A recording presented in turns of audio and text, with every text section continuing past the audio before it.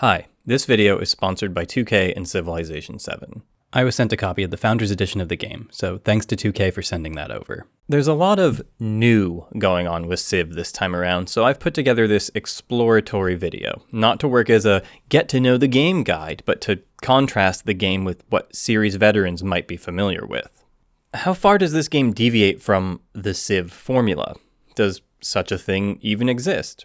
More on that topic at a later date. For now, I want to dig a bit through the specific big changes, the things that make this game feel different from previous entries. Honestly, some of these shifts feel about as big as going from squares to hex tiles.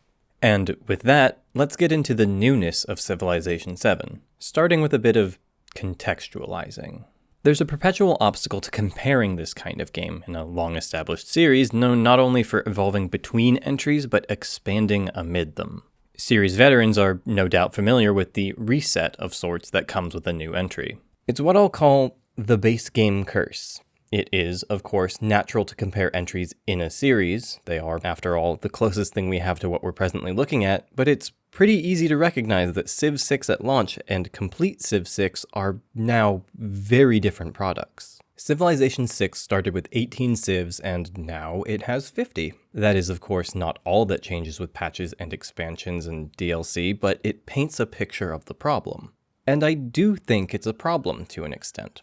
I'll repeat this point later in the next video, but Civ IV was the first to feature religions as base game, but Civ V did not. And this felt like a regression of features, and then it was added to 5 in the Gods and Kings expansion. In that example, Civ V base game failed to live up to expectations in a clear-cut way.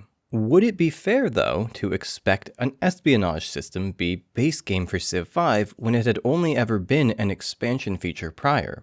That's less clear. So we come to Civ VII and its base game curse. Religion exists in the game, but it feels more vestigial, though there's actually a good reason for that to an extent. Ideology is present, but it has a limited system compared to that of a fully realized Civ V. Though I would argue it hardly differs from a realized Civ VI, to be honest, and in that light, is it a regression? Should players expect anything in particular? It's hard not to, but in turn, it becomes hard to judge the game and to proclaim that a previous expansion feature simply must become base game now. This is not said to diminish all the new features this game is hitting the world with, and we will get to those soon, but overall, I want to emphasize the idea of base game, which the game, as is common to the genre, will be marked by. The idea of base game affects roster as well. There are notable absences that quite likely will be filled with time, but that doesn't make the people saying, "Why isn't Britain base game?" invalid. Yet it must be remembered that these games can never launch with a perfect wishlist roster for every player, though they will expand towards it, towards a full history. Portugal has been in several games now, but are they base game tier? Asking that question of any given Civ sort of implies it deserves to be there by default more than new additions, and I'm not sure that's the case. Historical relevance is an unreliable metric, especially when Civ VII especially, aims to introduce players to parts of history they might not have known, ranging from historical figures to histories of once more obscure peoples. Back to religion to polish off the point, there is an emphasis on de-emphasizing religion past the exploration age this time around, and I honestly like the idea. But the problem is, at base game, they've not offered something to expressly replace that mechanical removal. Ideology is arguably the replacement, but it's objectively a less fleshed out mechanic. In that light, I have to judge religion for where it's at, judge ideology for what they've handed me, instead of speculating on the potential it has. But I do note these games change with time. Many things haven't changed, and they work well, like the basic premise of combat. Many things that have changed are hard to compare, like the addition of commanders.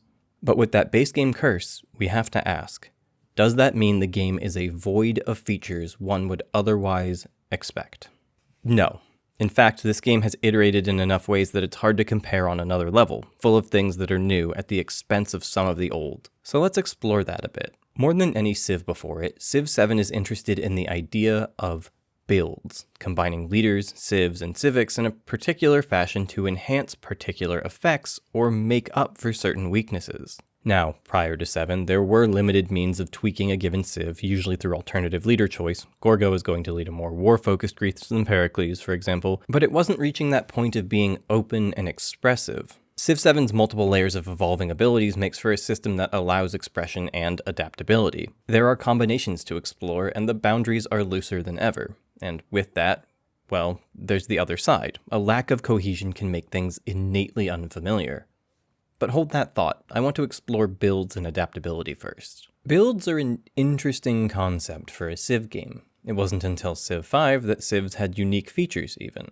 Before that, it was just leaders with particular interests and unique buildings or units. Nothing so game-altering as an innate modifier to terrain yields or build speeds. By Civ V, these were things that did more than nudge your playstyle in a direction. They would inform how a Civ is best played. This is a quite rigid system if you think about it. Now, Civ VII doesn't do away with rigid modifiers attached to a given civilization or leader, but it does invite an ability to combine, and thus emphasize certain gameplay elements, or to change course, to adapt to one's conditions as the game goes on. Adapting is at odds with optimization in some sense. Stacked modifiers tend to do better for a player than a diversified set of improvements, but let's say a terrain condition suited you in the first stage, but as your empire grew, it came to include more of a different terrain type. That would be cause to adapt. In previous games, this wasn't possible, and for me personally, left me feeling like I'd always have cities that didn't fit, be it ones that couldn't take advantage of my Civ's terrain bonus or Pantheon. Now, instead of those cities being a damper for me, they instead inform my trajectory. Now, instead of feeling saddled to unique conditions I can hardly employ, I can seek new conditions. This does not blunt the need for a decent start that will have one restarting within the first few turns, but it does, for me, dampen the desire to just abandon a game that hasn't necessarily gone wrong, but has certainly failed to go right. Religion having a lesser impact on play influences this as well. Religion was one of those things that in previous games could equate to a build element, but it was intrinsically more unpredictable, or I should say outright unreliable, that one would beat the AI to a preferred Pantheon trait, which tended to happen well past the first few turns where restarting wasn't a disappointment. The lessening of the heavy impacts Pantheons can have isn't a watering down of flavor so much as a moderating of impact, though I do think religion deserves more attention with time. It's just nice to be done with the days of getting frustrated with the AI yoinking the desert Pantheon instantly so they can feel the benefit of 2 whole tiles, and that's a change that I think symbolizes the general effort this entry has put into cutting down on abandoned runs. As much as I enjoy the new system and the idea of builds and all, I do recognize why someone might be a little put off by the idea of playing as Ben Franklin of the Han. Speaking for just myself, I frankly find it more off-putting to play as any of the New World colonial nations, and it's actually got more to do with how, historical quandaries aside, transitioning into a colonial nation just feels downright odd. And I think it shows how there's a few boundaries of verisimilitude, or maybe immersion, that everyone has, and that some transitions cross.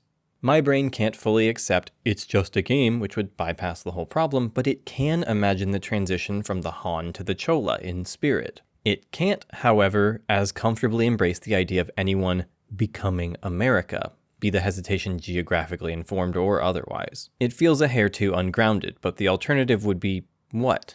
Not including America? That wasn't going to happen. And nothing is forcing me to pick America besides maybe an urge towards mechanical optimization. It's a delicate balance that will fall to individuals to approach, which is a way of saying I think that people who are less mechanics and build-driven or have a mixed approach will gravitate away from creating histories that they find to be uncanny. It can't be, however, helped that the AI will do this. If Charlemagne as the Normans takes the French Empire, Lafayette, who had to be Spain, will likely become Mexico. And maybe that's fine, or maybe it feels inorganic. And on the other hand, one could say that in previous games it came across to them as silly that America was an option in the year 4000 BCE. So, it's a preference thing and forever will be. In the midst of this is a new approach to diplomacy, which alters everything from trade to peace deals to navigating alliances and the ability to cooperate with other civs and city-states. Diplomacy is driven by a resource called influence. This change is, I think, on the immediate level, good. It means that diplomacy isn't just a late-game money sink as in previous entries, and that soft power isn't just a product of economy alone. It deepens, to a degree, the strategy of working with city-states, of making deals with opponents, but at the expense of the old system. By which I mean that there is no way to barter for anything. Part of this reflects how the exchange of resources is now a product of trade routes instead of an agreement between 2 leaders, and that's a change I like. The change I'm more iffy on is that there's no way to trade for gold, to exchange great works, to purchase or exchange a city, which was always rare but could happen and does have historical precedence, at least when it comes to colonial holdings. War, in turn, can only ever result in an exchange of territory, and that feels inexpressive and sort of wrong. So there's no consequence to the failed warmonger if I don't want their cities. There's no reparations bill. It feels like it's missing something. Diplomacy lets you do new kinds of agreements and receive offers with a dedicated resource involved, and that's mostly good. In fact, in the trade route system, it manages to erase the headache of remembering to sell excess luxuries. But I liked selling my luxuries, not the tedium, but the idea of becoming a global supplier of a resource, of trading it for extra gold per turn from the whole world, the idea that finding new civs meant new buyers. They still sort of mean that, what with the trade route, but it's not the same, and I will miss it. Interacting with leaders is, well, we'll get to leaders later on. Another avenue of expression, a means of building and optimization that comes with a big change is, well, building. The placement and organizing of buildings, alongside the inclusion of unique buildings which give a special benefit when placed in the same tile, carries with it two big departures from 6 and back. For one, as the ages progress, old buildings lose their potency.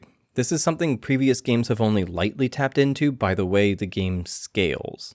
A research lab gave strictly more science than a library did. But a library built in 3200 BCE was still contributing by 1975 CE in old games. In this game, the old is replaced with the new through a mechanic called overbuilding, a literal building over of what was once there. Of course, one could instead opt to simply expand their city to take up new tiles, but there's a certain inefficiency to doing so. The new system kind of stumbles into a funny situation prior games have danced around. The library in Civ VII becomes obsolete. Does that mean Civ VII is saying there aren't modern libraries? No. But it's saying that a building of research built that is not updated since 3200 BCE is going to be of diminished use, and implicitly that it isn't the same as what a modern library would be.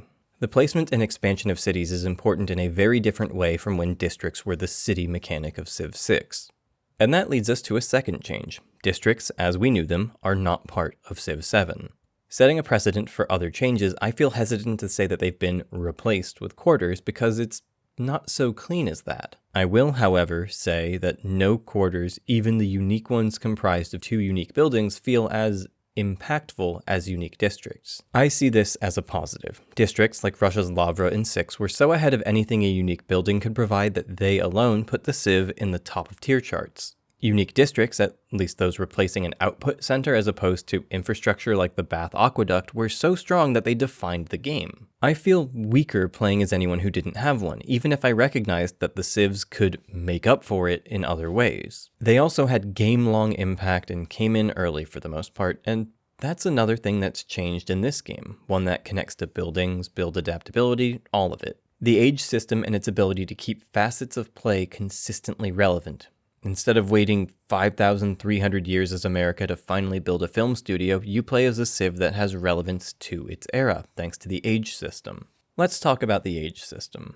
Okay, so, the age system. In general, this is the most obvious and far-reaching change Civ VII introduced, but I wanted to get into the things that shape the game moment to moment before tackling the biggest thing. The game is essentially divided into 3 rounds, with certain things carrying over from one age to the next. The boldest effect of this change is putting some brakes on potential snowballing. Snowballing has, in previous games, been a mixture of a guilty pleasure and, well, junk food for me. At some point, no matter how good it feels to lap a few civs in tech, it starts to feel bad in terms of not providing an appreciable adversary. The games became a foregone conclusion before they were even halfway over in some cases.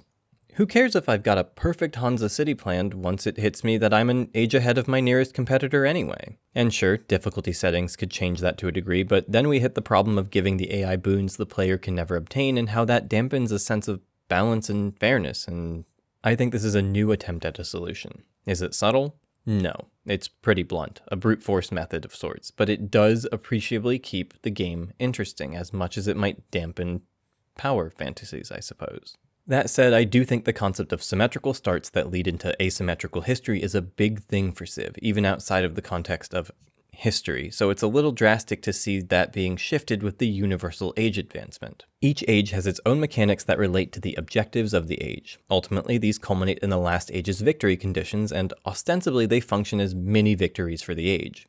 Each age also has a different approach to religion and to great works, of which there are only one variety per age.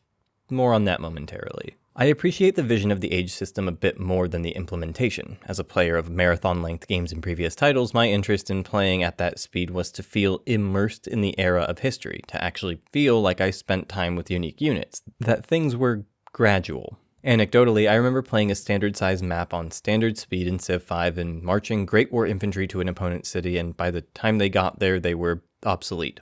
I didn't like that experience. Civ VII has found a way to approach this that isn't reliant on merely scaling up the game. The ages have unit upgrade paths within them while being long enough to use the units you're given. In comparison to the previous games, they serve as a sort of blending of what would previously have been two eras. Antiquity is ancient classical, exploration middle renaissance, and the modern age is industrial modern. But unique units, a draw for the game to be sure, get upgraded rather than replaced within their era. This is a partial solution to the Great War infantry problem where it matters most, with uniques.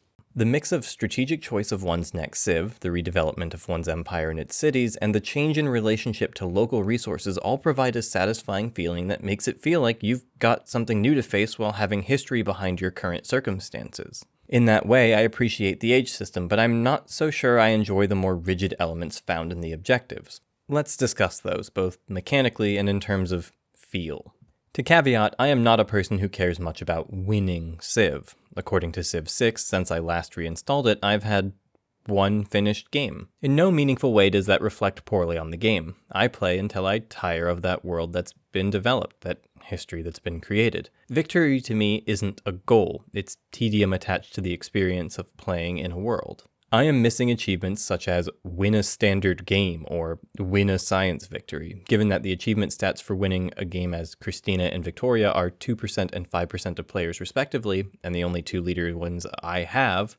I suspect I'm not alone in this. With that all said, I don't love the objective system. To me, Civ is a sandbox of history, not a game one wins, but a game in which one builds their civilization amid other civilizations, whom I'd prefer to have believable behaviors to not.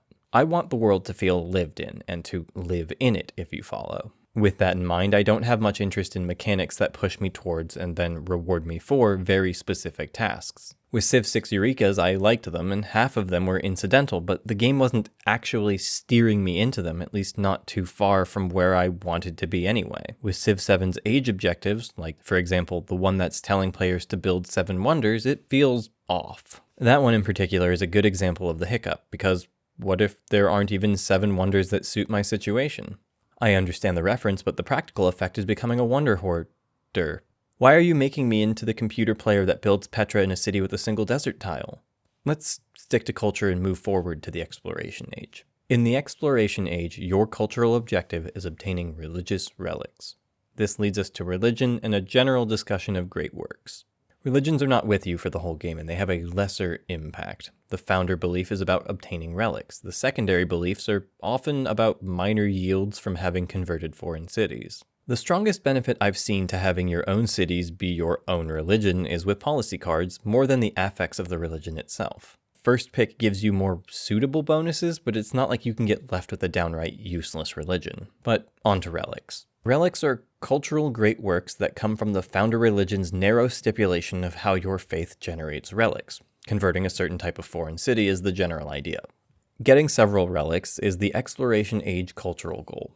None of the other buildings of the era connect with this. It incentivizes putting effort into religion, but if it wasn't an objective, I might just outright ignore relics in favor of the more reliable cultural outputs. And so onto explorers and artifacts in the next age, except they're even more limited and their mechanics clunky. The AI spams explorers, which could be easily changed, but there's no interactivity with them or artifacts, which, again, are the win condition. They cannot be targeted, neither the explorer or artifacts. The only espionage action is to turn off the artifact yield for a single opponent at a time, which is not directly connected to their actual value as a win con, but to the ability to move through the culture tree, which is of course important, but it takes 2 relics to match a building in yield, and you won't break double-digit relics quickly. They won't ever be a majority of your culture output, so weakening them isn't very helpful. The general effort of victory in culture ends with constructing the World's Fair, which on some level I understand, but very little about the hoarding of artifacts prior to building it really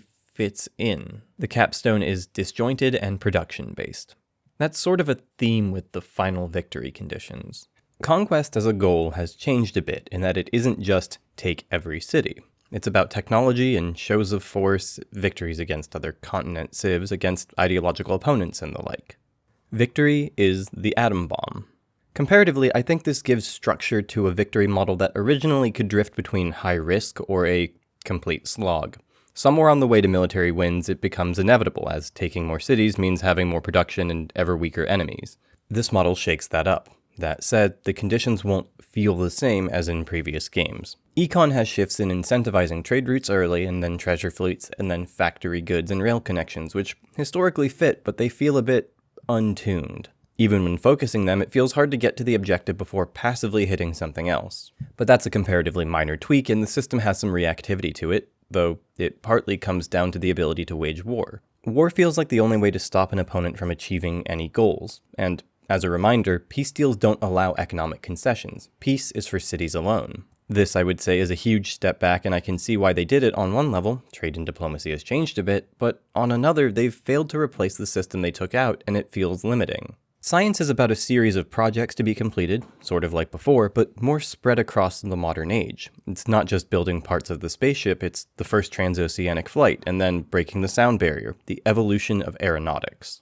Science has always ended in production as a win condition, so this one will likely feel most familiar. On the whole, the other victory conditions could do with some fine-tuning, but the culture ones in specific stand out as just wrong. Overall, the objectives are a mix of not enticing enough, not organic to play, and too important to ignore. They've made playing Civ about playing to win, and I am, frankly, not sure how I feel about it. Which leads to how I've won, and a curious case of feedback failure. We are likely all aware to some degree of Civ's one more turn button. If not directly or as a meme, then at least as the idea of addictive play or a desire to see the world unfold past when the game declares itself over.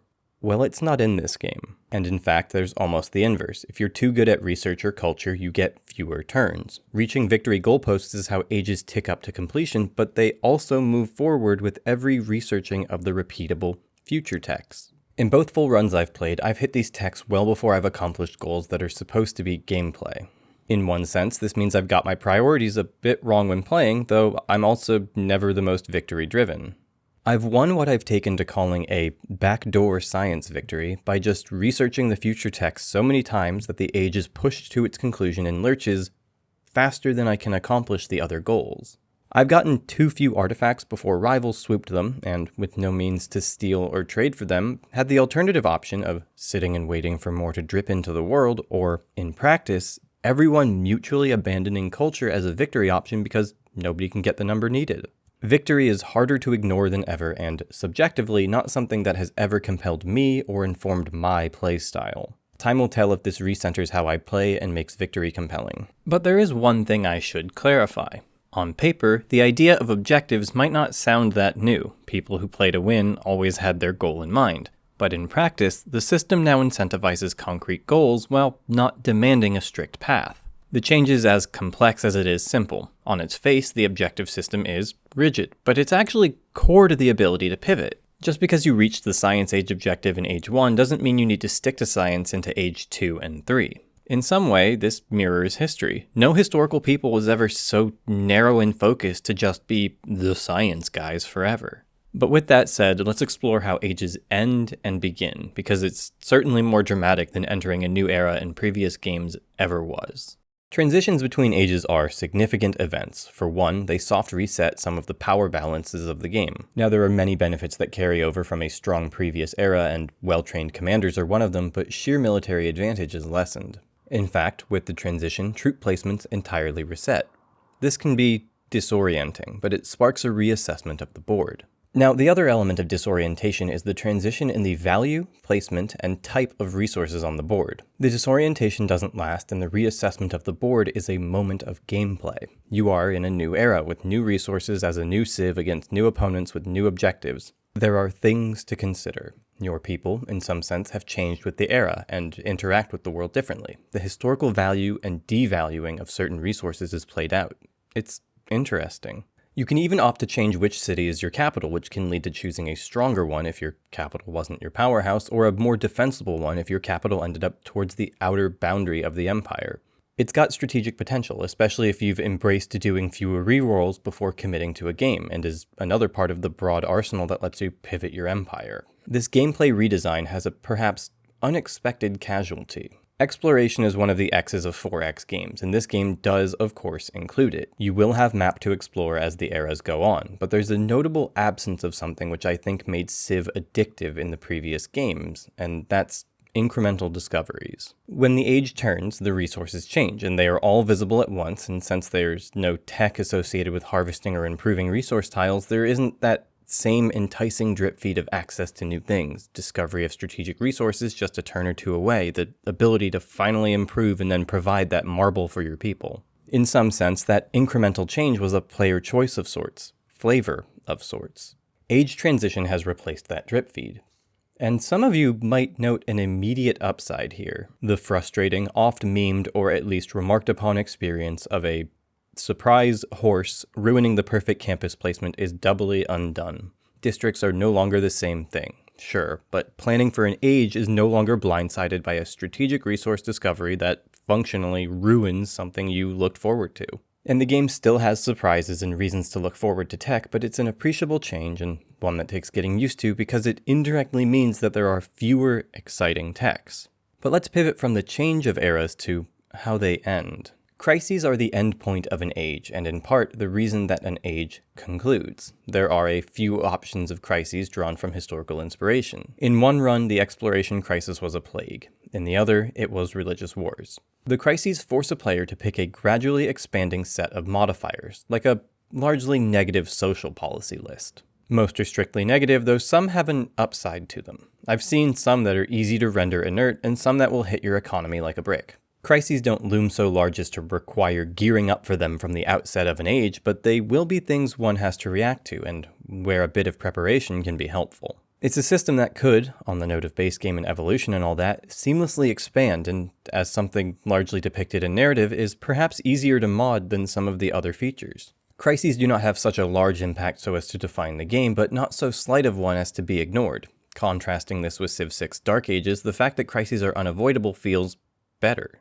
They are responded to, which means one does not avoid a crisis by simply not triggering it, but rather that one stems their impact and weathers the storm. I find it genuinely interesting that they pick from a pool of options rather than it being one static crisis every time. Looking at it as a game, this keeps things fresh. As history, however, it feels sort of funny to see all these different parts of human history acknowledged by one system, the plagues, religious wars, revolutions, and so on, but to only have one of them show up in the game per age.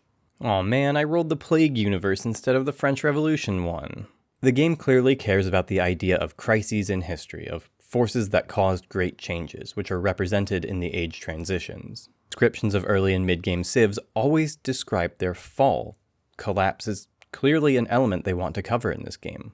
The description of things like, say, the fall of the Ming has the gears turning in my head, and it's leading me to some, shall we say, armchair developing, some ideas. Let me expound on them and maybe it'll show you the potential this system has. I think my ideal expansion content for this game with the ages is for empires to forcibly fracture.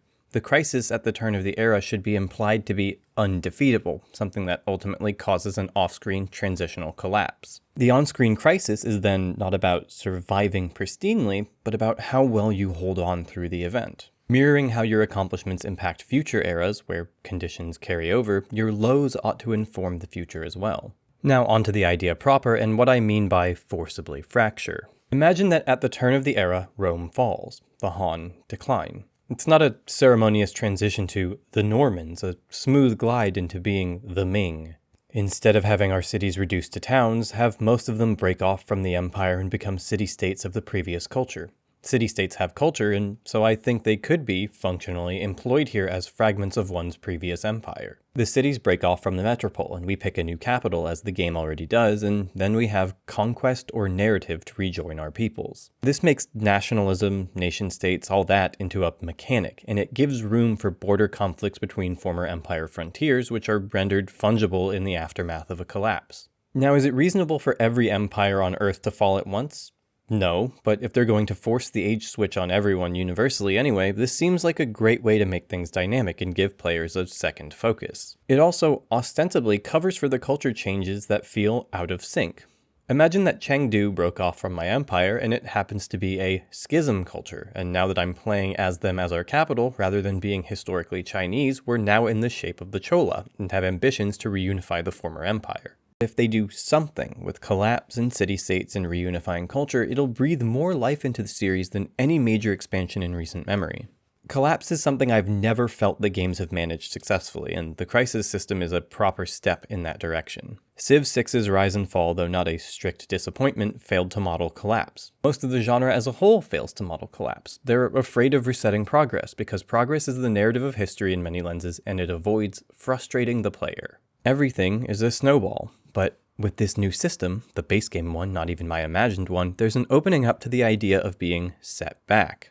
Compare that idea to how Civ VI's Dark Ages were things people intentionally planned out to get certain policy cards. It had its own strategy to it, sure, and it was a functional system, but it did not, in my view, actually model falls, and Civ VII is poised to do so.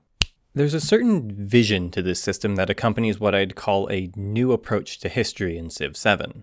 As much as the game still largely pushes you forward, there's something to the emphasis on crises in gameplay and the stumbling parts of history as laid out in the pedia, which turns away from the pure growth, pure progress narratives of previous entries. While it doesn't outright punish players, it does push them, does offer adversity. So what I'm saying is Civ VII is the Dark Souls of historical strategy. From here, I want to touch on an external feature, a meta feature, so to speak, that I imagine will vary wildly in reception.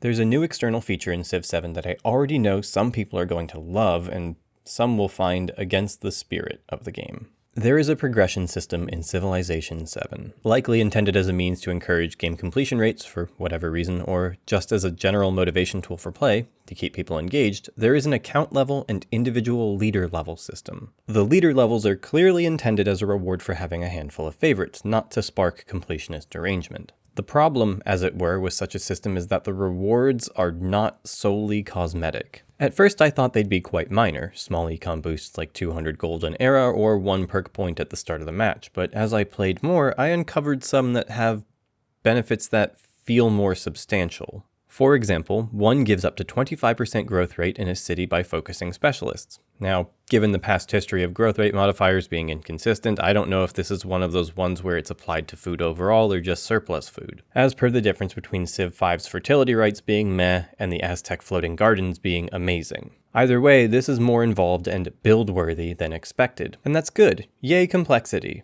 But it feels antithetical to the more symmetrical start system of prior games. If it were only aesthetic benefits, that would be one thing, but given that there are gameplay benefits in the mix, it isn't something that feels fun and simple in rewarding me cosmetics. It feels like a slow gate to build optimization. It feels like another avenue of customization, but at some point that all becomes bloated in a sense and makes it hard to share experiences. Leader levels are earned by accomplishing specific tasks while playing as a leader. Mind you, some of the tasks are pretty plain. Beat the game 3 times as leader X on Y difficulty, that sort of thing. They don't have to be exciting, of course. They're mostly passive rewards rather than like go out of your way style achievement hunts, and I can see arguments in both directions on that. Point being, the progression system exists, and it's worth noting that it does have an impact on play. The system means that the more you play the game, the better your starts will be, just innately. I know you don't have to use it, but it's a disorienting addition, at least for me. With that, let's zero in on the leaders a bit, not to talk about the roster, but to talk about the idea of leaders, civs, and characterizations. Civ VII's leaders aren't characters in the way I'm used to, or frankly, in a way I expect. They have intro speeches, and I appreciate leaving behind the cartoony style of Civ VI, but I miss the scenes of Civ V. Those really gave leaders a sense of presence. Those are burned into my head. I have no idea what Attila and Genghis and Alexander and Dido are saying, but I can instantly hear their introductions in my mind if I think about it. From what I heard offhand once, those scenes were actually extreme performance hogs somehow, so if that's the case, I understand why they didn't go back to it. But I feel like, of all the Civ games, this one, with its disjointing of civilizations from leaders, could have used fancy introductions the most. It would benefit from leaders being characters more than previous entries, someone who we can be attached to given how detached the civilizations themselves are in this new layout. Like in 6, the Black Void felt lame, but rather famously, Gilgamesh was a character to players. Gilgabro and all that. The narrative system, which I've hardly talked about but will be a partial focus in the next video, can add a bit of flavor to playing as a leader, but it doesn't touch playing with other leaders, which is where character really shines. It's one thing to click on Ben Franklin and have him give his intro speech when I play as him, it's another entirely to be immersed in diplomatic presence. I get that voice lines are resource intensive, and as someone with some opinions on voiced protagonists and the effect on modding scenes, I do see why having leaders just kind of huff at each other for more minor negotiations is fine, and how it leaves room for modding, even if it feels a little weak in terms of characterization opportunities. The game is ungrounded, more than any Civ before it, or perhaps not more than so much as in a wholly different ways than before. Previous ungrounding was like, what is 4000 BC America, lol? Now it's, who are we? Who is our leader? Who are we surrounded by? What are their leaders like? What has their Civ transformed into now? It can be challenging to internally narrativize, and that's not something any level of interface or text box guidance can drastically change. It's just the trade-off for the build-based system. I don't think it's a bad choice, nor an insurmountable obstacle, but it is significant. It does impact the feeling of playing to an extent. As a bit of an addendum to this, and admittedly odd one, frankly, this is just too weird not to mention, but before all the details were out, I offhandedly talked about the idea of, like, what are they gonna do? Make a Civ without Germany? Because putting Germany as a decidedly modern Civ puts it awkwardly close to the World Wars, which the tech of the modern age clearly imply or represent. But here we are, where they conspicuously avoid World War II bad guys. Is this a leaving room for a new era? Is it specifying Meiji Japan because there will be, in the past, Yamato Japan or Shogunate Japan? Maybe, but it's funny to me that modern Italy, post-Meiji Japan, and unified Germany are just not in the game. But then Prussia has Stukas, a World War II plane, anyway. I don't know, there's not a huge point to make there, but it's noteworthy. I noticed it, and it makes me wonder. Or it could be how no modern states were founded after, like, the mid-1800s, but that might be a sample size thing. But then also Meiji Japan is contemporary of, if not slightly younger than, unified Italy, and on the other end, when is Prussia? It's complicated in one sense, but in another it feels conspicuous. Why does Prussia get to be modern when the modern age for Germany was marked decisively by its unification? The choice of civs to launch the game with, the shape of eras, the connection and disconnection of leaders, it's all worth considering, distinct from gameplay on a mechanical level. Civilization cares about its history and is showing whole new civs, giving the ability to display nations we don't tend to think of as making the cut of the civ roster, and that's good, but it does call attention to the choices they do make. Civilization VII will be marked by its base game. The question becomes if people will take a stance of looking at what's missing according to their expectations and judge thusly, or if they'll center the introductions the game makes. At first, the age system might not sound that different from eras in previous games, but in practice, the transition and development of ages, along with their conclusion and crises, are a huge shift. The game has things like weather as base game, has religion again as base game, both with room for expansion, but not just there to tick a box. Some things will evolve even further, and possibly some familiarity will be injected to the game alongside it. Civ VII is no stranger to reviving old features if you know where to look. Time will tell what it looks like after expansions and patches. If previous entries are anything to go by, this game will get years of support. And, for Axis, if you're watching this, please don't nerf the Proletarian Civic, it makes specialists comically fun to load up on. Next time, I intend to look at Civ VII in the context of the Civ formula, and try to distill a bit of what makes a Civ game a Civ game. But until then, at the very least, we can agree that a lot has changed with Civ VII. And finally, one last thanks to 2K for giving me access to this game and sponsoring this video.